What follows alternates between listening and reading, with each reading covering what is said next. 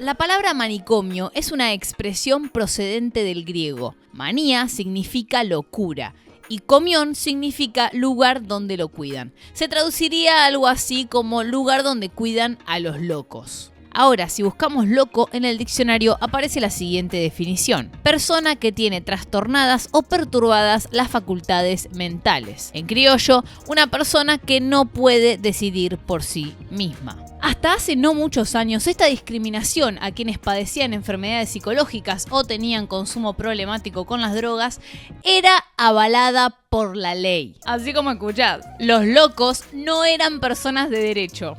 Igualmente esto cambió cuando el 25 de diciembre de 2010 fue sancionada la ley 26.657, mejor conocida como la Ley de Salud Mental. ¿Pero qué impulsó a que se sancionara esta ley? Si bien hubo varios factores, uno de los principales era la eliminación de los manicomios y que las personas que irían allí fueran tratadas en hospitales públicos o en clínicas psiquiátricas privadas. Es decir, en lugares con un enfoque menos estigmatizante y que puedan luego de un tratamiento reinsertarse en la sociedad. ¿Pero por qué? O sea, en los manicomios no se hacía eso, ¿no es que los ayudaban a salir adelante? No. Antes de que la ley de salud mental fuera promulgada, había cerca de 25.000 personas viviendo en estas instituciones. Algunas llevaban 90 años internadas. Muchos de estos pacientes ni siquiera estaban ahí por problemas psicológicos, sino más bien por necesidades de carácter social. No tenían dónde vivir o sus familias no podían cuidar de ellos y la institución no les otorgaba herramientas necesarias para reinsertarse en la sociedad. Y la verdad es que les era difícil de hacerlo sin el seguimiento de un médico y para colmo con un diagnóstico ultra estigmatizante. O sea, tal era la discriminación que había directores de neuropsiquiátricos, como Néstor Marchant del Hospital Neuropsiquiátrico Braulio A. Moyano, que decían esto sobre sus pacientes: si se les pone una buena comida y tienen un basurero, van al basurero. Si se les da lo mejor, van a buscar lo peor. Es una falla que tienen, no se cura con terapias. Imagínate, si un director del hospital decía eso, ¿qué queda entonces para el resto de la población? ¡Qué dato! Este mismo director, Néstor Marchant, fue acusado 5 años después de dejar a laboratorios experimentar con sus pacientes a cambio de dinero. Un montón.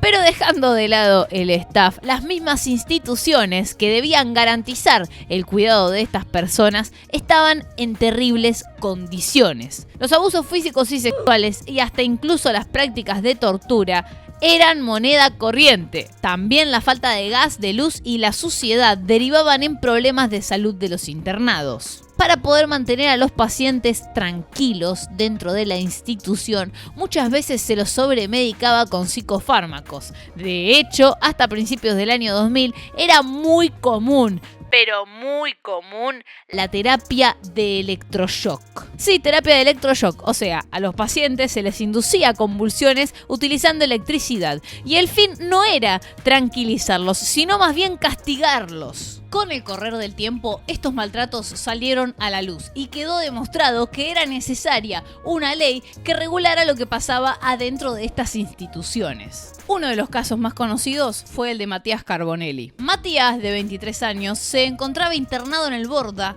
desde febrero de 2009. Un tiempo después, el 19 de octubre de 2010, Matías sufrió una descompensación y debió ser trasladado al Hospital Pena. Allí ingresó con lesiones físicas visibles, como golpes y quemaduras en el tórax y uno de sus brazos. Estos maltratos eran compatibles con la electrocución, práctica que supuestamente había quedado desautorizada 10 años atrás. Carbonelli estuvo internado por más de 20 días, hasta que el 12 de noviembre falleció. ¿Cómo llegó Carbonelli a sufrir esos maltratos? Matías no era peligroso, pero tenía antecedentes psiquiátricos desde la niñez. Y una vez que te diagnostican como enfermo mental, es muy difícil salir de esa categoría. Luego de ser expulsado del ingreso de las Fuerzas Armadas, los médicos decidieron que era suficiente. Matías siempre había tenido problemas y debía permanecer bajo vigilancia.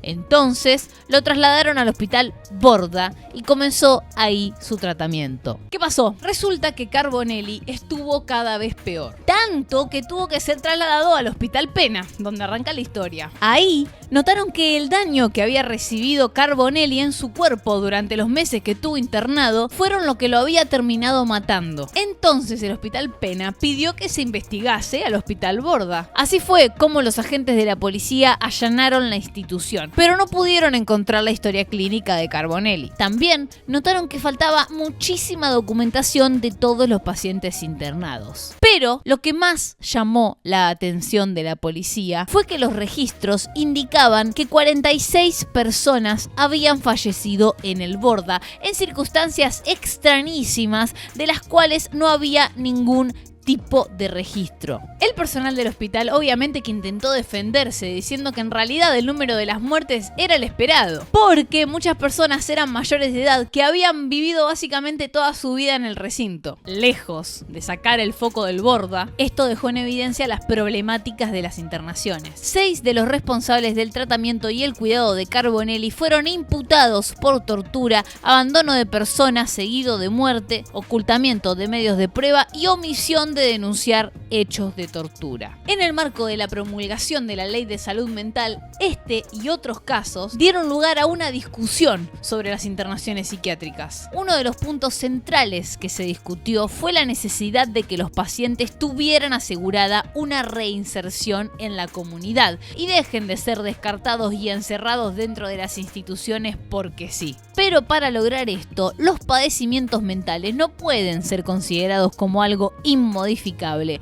y los tratamientos tienen que estar pensados para lograr una mejora, no para que duren 90 años. Y si bien el camino fue largo, la Ley de Salud Mental que se aprobó habla sobre varios puntos a tener en cuenta a la hora de tratar a los pacientes como sujetos con derechos. Uno de los más importantes fue la necesidad de reconocer la salud mental como una construcción social. O sea, la forma en la que los seres humanos nos sentimos siempre está condicionada por el momento histórico, cultural y económico que estamos viviendo.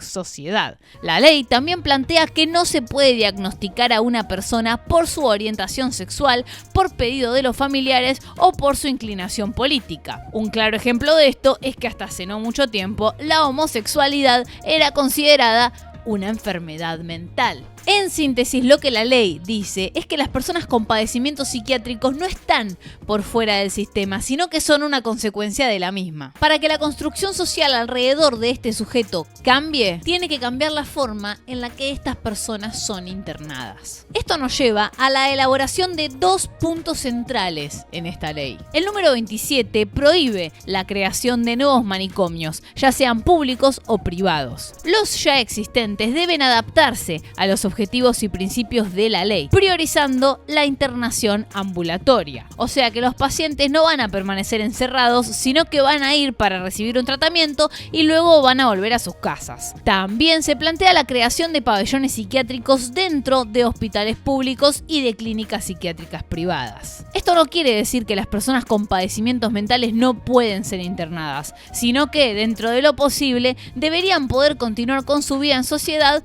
mientras realizan el tratamiento.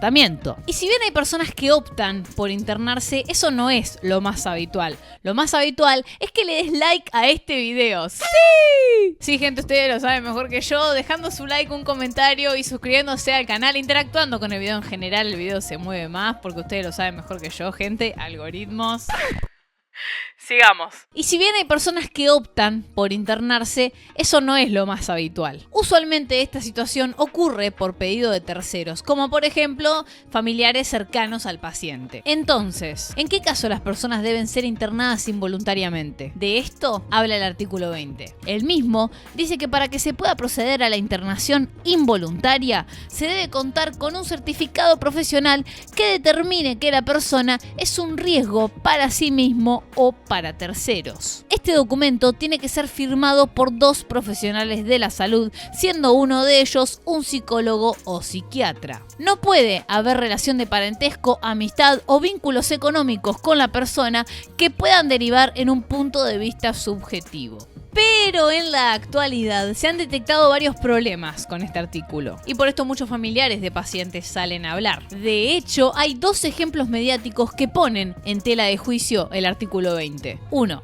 El 16 de mayo de 2022 ocurrió un incendio en el departamento de Felipe Pettinato, ubicado en el barrio de Belgrano. El mismo se desató en el interior del living comedor debido a un panel, un fósforo o un encendedor. A causa de este, murió Melchor Rodrigo, un médico amigo del hijo del conductor. Felipe no fue arrestado, pero sí ingresado en una clínica psiquiátrica. Su hermana Tamara habló al respecto, diciendo que en ocasiones anteriores había solicitado la internación psiquiátrica de su hermano, pero esta le había sido denegada. Tuvo que ocurrir algo que demostrara que el joven era un peligro para terceros, como un incendio y hasta una muerte, para que la justicia interviniera.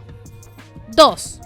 El 25 de julio de 2021, Chano tuvo un brote psicótico mientras se encontraba en su domicilio de Capilla del Señor. Se negó violentamente a ser trasladado en una ambulancia y como resultado recibió una herida de bala de uno de los oficiales. Tal vez se acuerden que Chano tuvo que ser operado de urgencia. Le extirparon parte del páncreas, el vaso y el riñón izquierdo y además le suturaron una perforación en el colon. Marina Charpentier, su madre, se encuentra actualmente encabezando una lucha. Pide que el artículo 20 sea reformulado. Marina señaló que es imposible que el paciente dé su consentimiento para ser internado, sobre todo cuando, como en el caso de su hijo, las drogas nublan el criterio. Dijo que debería tenerse en cuenta el riesgo potencial de la persona y no esperar a que llegue una situación desmedida. Tanto Marina como Tamara señalaron que si sus parientes hubieran sido internados cuando ellas lo pidieron, la situación no habría escalado de manera trágica. La realidad es que en los hospitales faltan insumos, camas y médicos para atender a todos los pacientes que lo necesitan. Es verdad que la ley de salud mental está hecha para que las personas con padecimientos mentales sean vistas como sujetos de derechos, pero también deja en jaque la carencia de recursos que presenta el sistema médico. El Estado y el Poder Legislativo deben seguir trabajando para que se garantice la seguridad, tanto de los pacientes como de las personas que los rodean. Muchas gracias por haber visto el video hasta acá. Si te gustó, dale like, suscríbete y deja un comentario. ¿Qué opinas de la ley de salud mental? ¿Sabías todo esto? Me parecía un buen prólogo para el video que está próximo a salir, que es ¿quién carajo es Chano? Nos vemos la próxima. Adiós.